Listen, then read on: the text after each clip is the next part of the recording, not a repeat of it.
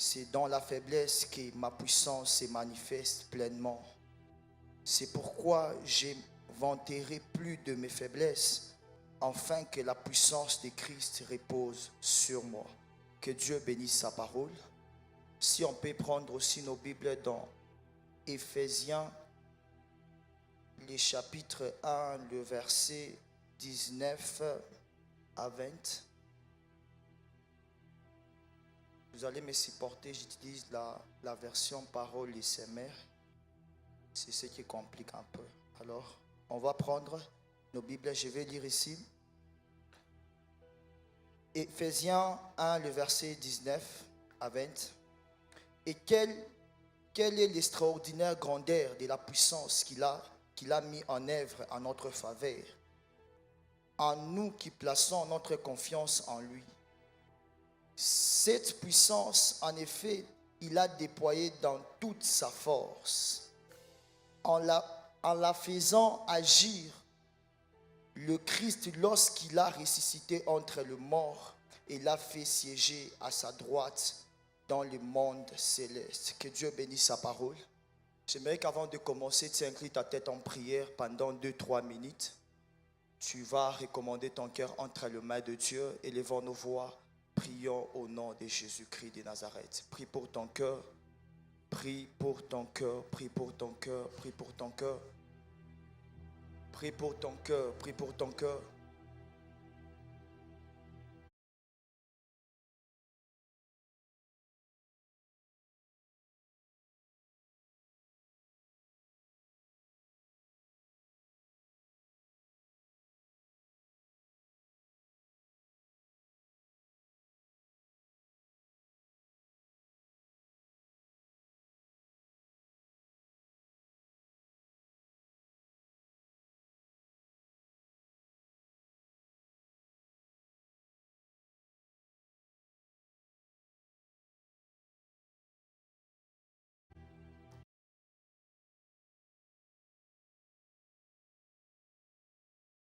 Éternel Dieu de grâce, Dieu Tout-Puissant, nous te recommandons ces instants sous ta grâce.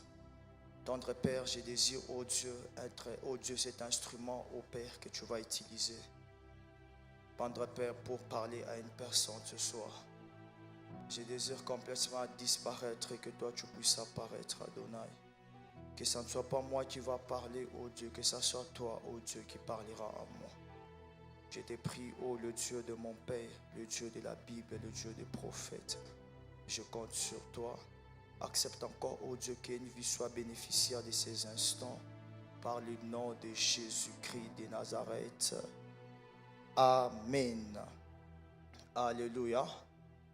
Aide-moi, celui qui est à côté de toi. Dis-lui bienvenue dans la présence de Dieu.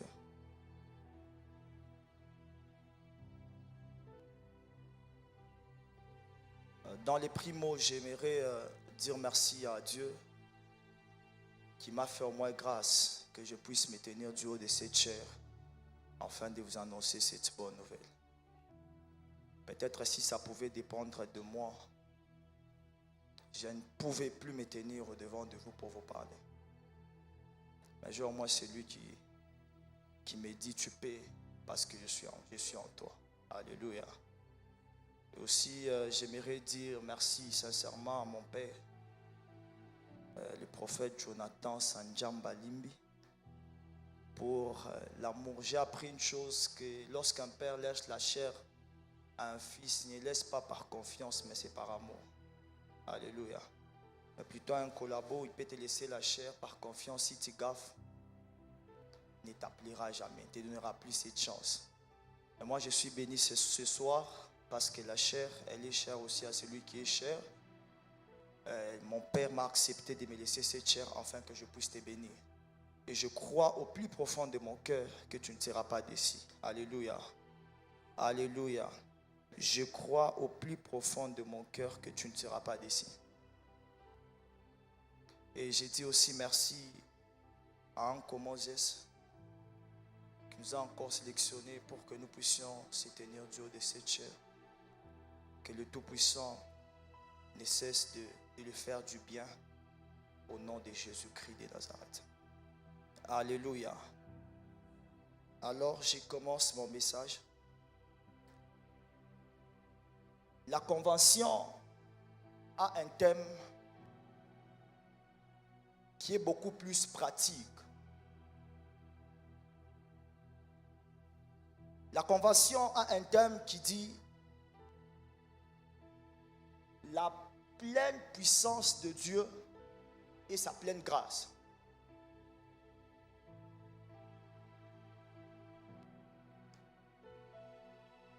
Cet après-midi, je vais essayer de partager ensemble avec vous sur un thème qui dit la pleine puissance à la puissance extraordinaire. La pleine puissance à la puissance extraordinaire. Ce qui est bizarre avec ce thème est que le mot puissance et le mot grâce fait partie au moins de ce que Dieu est. Et bizarrement, même si Dieu veut se manifester dans la vie d'une personne par sa puissance ou par sa grâce, il ne va pas le faire de la même manière qu'il le fera chez l'autre.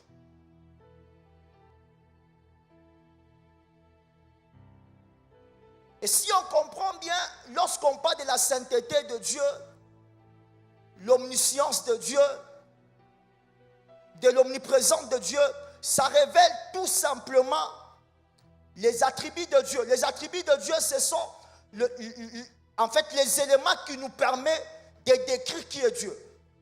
Y compris même la puissance et la grâce. Ce sont des éléments qui nous permettent de décrire au moins qui est Dieu. Mais j'aimerais informer à quelqu'un, ça ne nous permet pas seulement de décrire qui est Dieu, mais c'est aussi des moyens ou des voies par lesquelles Dieu utilise afin de se révéler à l'humanité. Ce ne sont pas seulement les choses qui nous aident à dire dans l'adoration, Seigneur, tu es grand, à l'élever, mais c'est aussi les voies par lesquelles Dieu peut prendre afin de se manifester sur une vie. Dieu est puissant, Dieu est grâce. Quand on prend le livre de Genèse 17, la première fois que Dieu s'est révélé à l'humanité comme étant un Dieu tout-puissant, c'est avec le Père Abraham. Dieu est apparu au Père Abraham et il a dit à Abraham, je suis le Dieu tout-puissant. Et quand il a dit à Abraham, il est le Dieu tout-puissant au verset 5, vous allez comprendre ensemble avec moi que Dieu a changé l'identité du Père Abraham. Qui veut dire, lorsque Dieu s'est révélé comme étant un Dieu tout-puissant, c'est un Dieu qui était pleinement rempli de sa propre puissance. Et il est descendu dans la vie d'Abraham pour manifester cette puissance dans la vie d'Abraham, afin de changer même l'identité d'Abraham. Mais là, il n'y a pas mon problème. Arrivé dans la nouvelle alliance, avec notre thème de base, qui est Actes des Apôtres 8-6, là on nous parle d'Étienne. La Bible dit Étienne était plein de grâce et plein de puissance. Qui veut dire le Dieu de Genèse 17, qui s'est révélé à Abraham comme étant un Dieu tout-puissant. Il s'est décidé de descendre dans la vie d'Étienne, non pour se manifester, mais pour d'abord remplir la personne d'Étienne. Alléluia. Et lorsqu'il a rempli la personne d'Étienne, la Bible dit, Étienne était plein de puissance, qui veut dire, Étienne était rempli de la toute-puissance de Dieu. Et bizarrement, lorsqu'on est rempli de la toute-puissance de Dieu, cette toute-puissance nous permet tout simplement à manifester quelque chose. Cette puissance nous permet, ça nous rend capable d'accomplir quelque chose. Et lorsque vous lisez les Actes des Apôtres 6, 8-6, la Bible nous dit Étienne était plein de puissance et il accomplissait des miracles et des prodiges. Quelle est ma prière pour toi cet après-midi? Que le Tout-Puissant te remplisse de toute sa puissance, afin que tu puisses être capable d'accomplir quelque chose. Alléluia. Alléluia. Alors, l'apôtre Paul, les versets qu'on vient de lire, l'apôtre Paul est en train de dire, il a prié plus de 3 fois pour les charges qu'il portait. Ça conçoit pour lui une épreuve. Dans d'autres versions, comme le Seigneur, on te dira, il a prié plus de 3 fois pour l'épreuve qu'il portait. Et Dieu ne l'a pas répondu selon ce qu'il attendait, mais plutôt Dieu a dit à Paul, Paul, ma grâce te suffit. Et j'aime bien la suite, il dit, ma puissance s'accomplit dans ta faiblesse.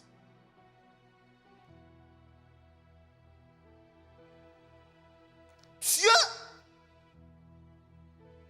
permet à ce qu'on soit rempli de la plénitude de sa puissance, afin que nous puissions être capables d'accomplir quelque chose.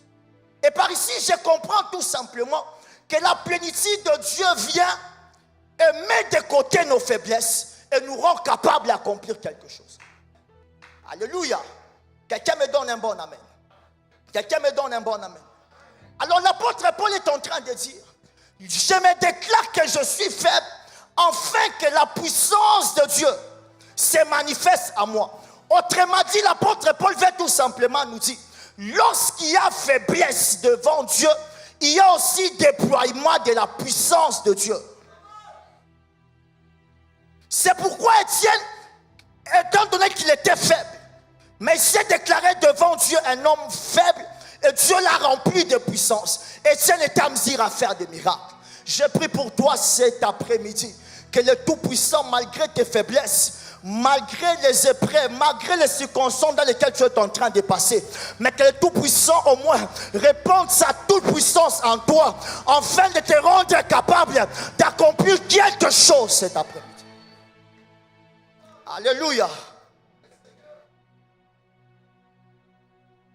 Et bizarrement, l'apôtre Paul dit, il a prié plus de 7 fois. Et Dieu n'a pas, plus de 3 fois plutôt, Dieu n'a pas écouté sa prière. Mais Dieu, c'est Dieu qui nous dit, demandez et je vous donnerai. Demandez, on va vous donner, invoquez-moi, je vous répondrai. Mais comment se fait-il que l'apôtre Paul a prié pour la faiblesse qu'il portait, mais Dieu n'a pas pu répondre à l'apôtre Paul? Pour Dieu, s'il avait donné la réponse à Paul, en ôtant cette écharpe ou en enlevant Paul dans cette épreuve où il s'est trouvé, sa puissance ne devait pas s'accomplir dans la vie de Paul. Paul devait s'enorgueillir, devait se dire, si la chose m'a été enlevée, c'est parce que j'ai prié. À des fois, bien aimé, il y a de ces prières que tu as déjà fait à Dieu. Dieu ne répond pas jusqu'à présent. Pourquoi? Ce n'est pas parce qu'il est silencieux, ce n'est pas parce qu'il n'a pas la capacité de le faire. Parce qu'il s'est dit, s'il accomplissait cela, tu vas te dire que c'est parce que tu as prié et il a accompli.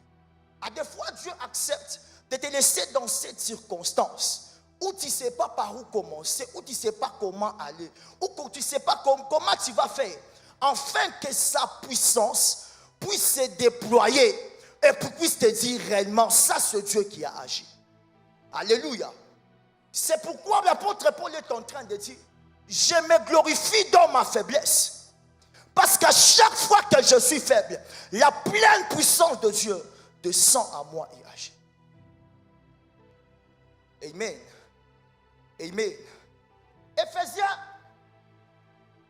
1, 19, le verset 20. C'est ici à mon problème. Si on peut m'aider à ne pas me projeter, c'est là. Ephésiens 1, 19 à 20. La parole est semée. La Bible a dit, quelle est l'extraordinaire grandeur de la puissance de Dieu qu'il a mis à notre faveur. Ma plus grande question que je me suis posée est de savoir pourquoi on a utilisé le mot extraordinaire? Grandeur de la puissance.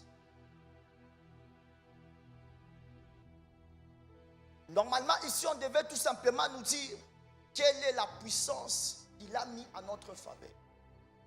Mais pourquoi on a essayé d'accentuer, de donner, de mettre quelques accents sur le mot puissance?